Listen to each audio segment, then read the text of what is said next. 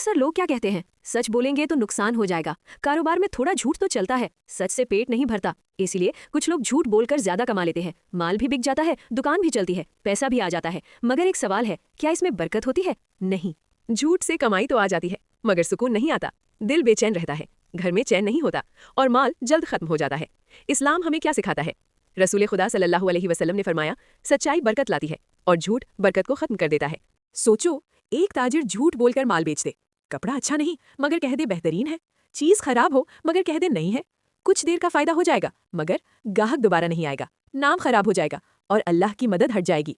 अब जरा सच बोलने वाले को देखो, वो कहता है भाई इसमें थोड़ा नुक्स है, ये चीज आम क्वालिटी की है, मुनाफा कम है मगर हलाल है। क्या होता है, शायद कम कमाए मगर जो कमाता है उसमें बरकत होती है, घर में सुकून होता है, औलाद में खैर होती है, दिल मुतमईन रहता है।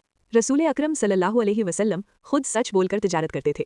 लोग आपको सादिक और अमीन कहते थे। लोग इसलिए खरीदते थे कि उन्हें यकीन था ये शख्स झूठ नहीं बोलता। इसी सच्चाई की वजह से अल्लाह ने आपको इज्जत भी दी और बरकत भी।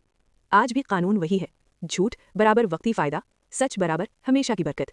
आओ आज नियत करें, कारोबार हो या नौकरी, खरीदो फरोख्त हो या बातचीत, हम सच बोलेंगे, अल्लाह पर भरोसा रखेंगे, क्योंकि कम कमाई बगैर बरकत के ज्यादा कमाई से बेहतर है। और याद रखो, सच बोलने वाला मोमिन कभी नुकसान में नहीं रहता, अल्लाह खुद उसके रिस्क में बरकत डाल देता है।